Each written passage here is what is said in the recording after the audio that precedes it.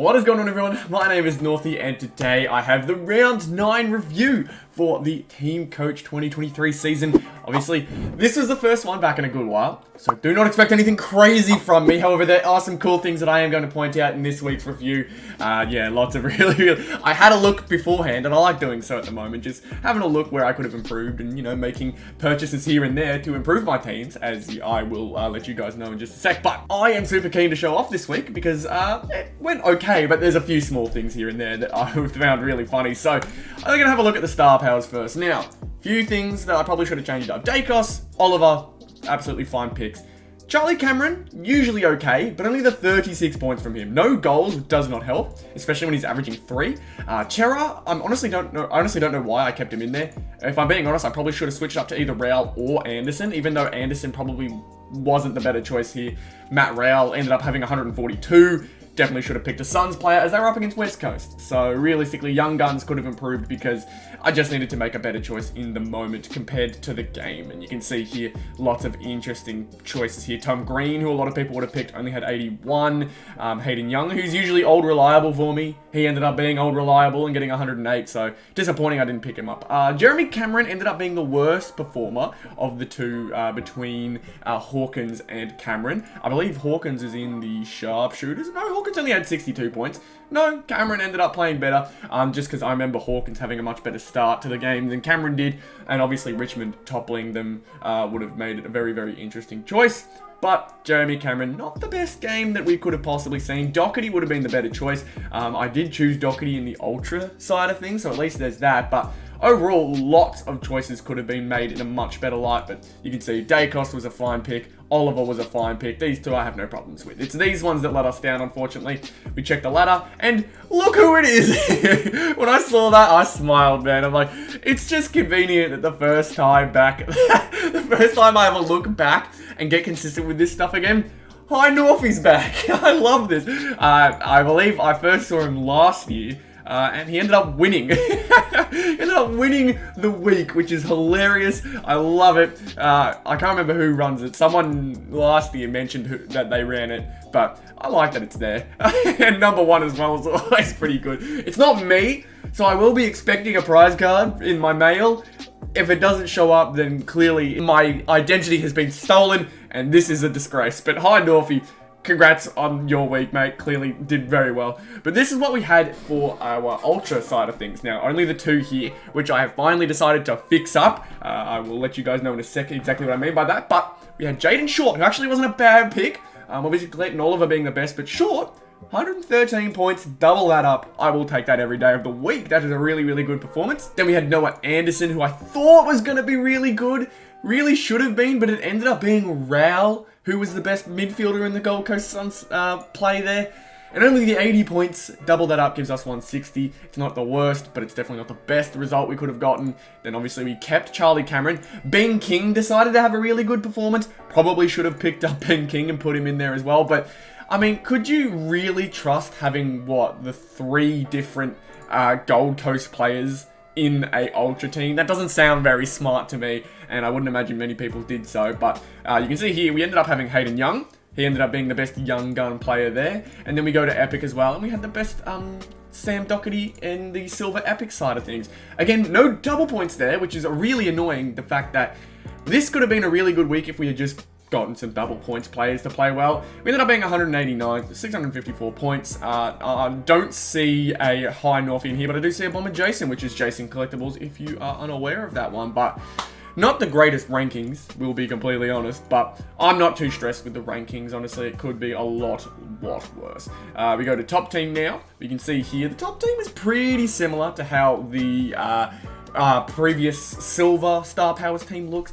We have Dacos in there, and Dacos is always quite well performing. You see here, Adelaide just smashed it this week. Then we got Clayton Oliver as well. Midfielders, helpful that we had him. Matt Raul being the best one, which was quite surprising to see. Good to see the number 1 draft pick making up for that. Todd Goldstein ended up being the best player for the Ruckman this week, and Goldstein just has a way of doing that. Even 300 games plus now, the dude's still getting 56 hitouts in a game against Port Adelaide. That's ridiculous, even though we got smacked.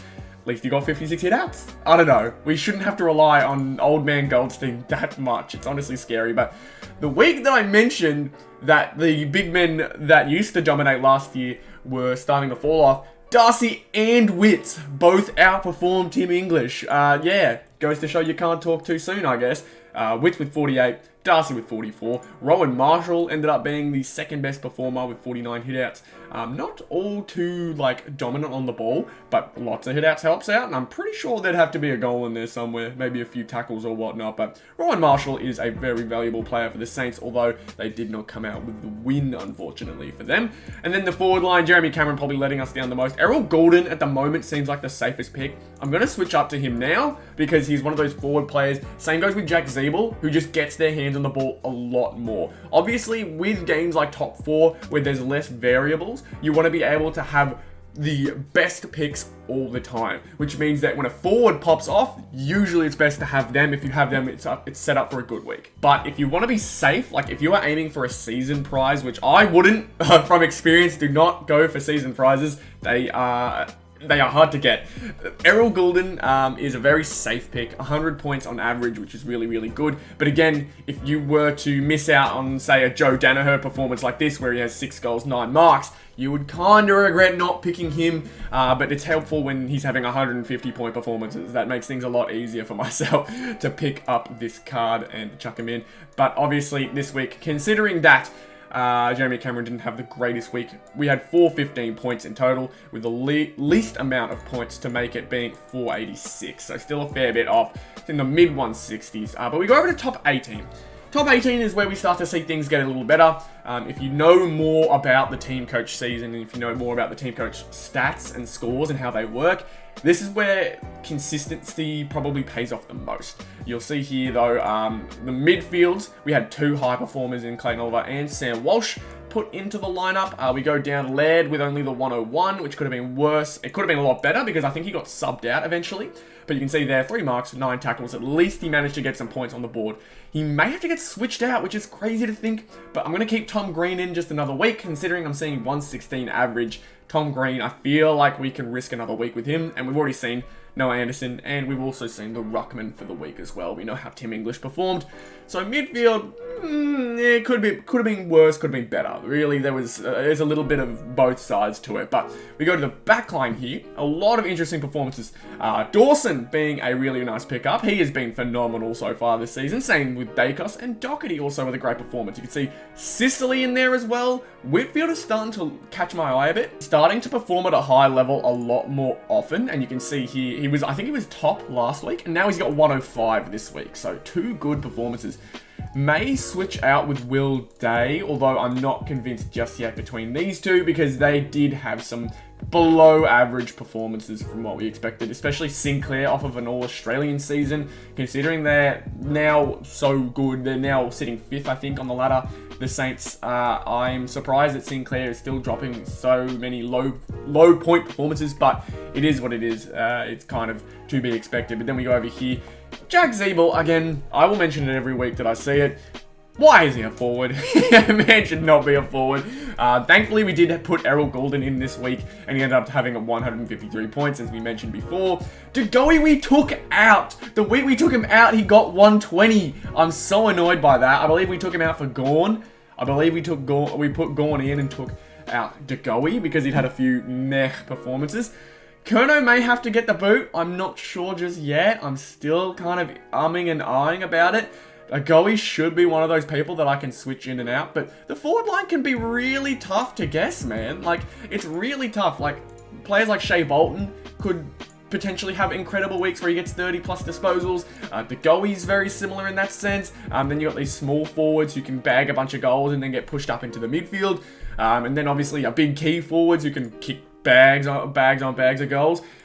It's really hard to get a grip on the forward line sometimes. There's only a few that are a bit more consistent, like I'm consistently happy with my Gawn, my Golden, my Zeeble. Those 3 usually are the ones that I'm okay with at the moment. Degoe could even be switched in, but everyone else is like a toss-up, man. You really don't know. But That being said, it was our best performance for the week. We ended up coming 82nd. Could have been a lot better, obviously. We always hope for better performances in that sense and making the top 20 this season. It used to be 10, now it's 20.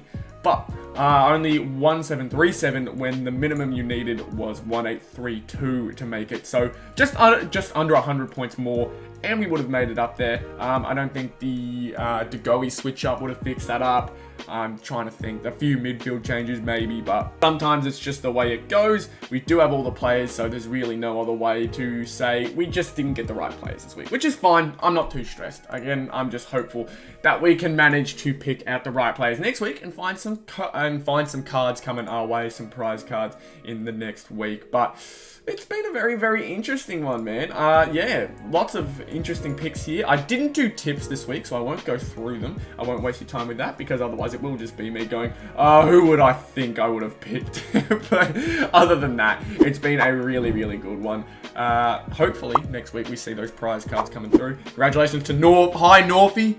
Proud of you, dude. Well done. Hope to see you there next week next to me. So, nonetheless, if you guys did enjoy this video and are excited for round 10, be sure to leave a like, subscribe to the channel if you are new. Everything is always very, very much appreciated. And go follow me on Instagram at NorthyAFL. So, thank you all so much for watching this video, and I'll see you on the next one. Goodbye.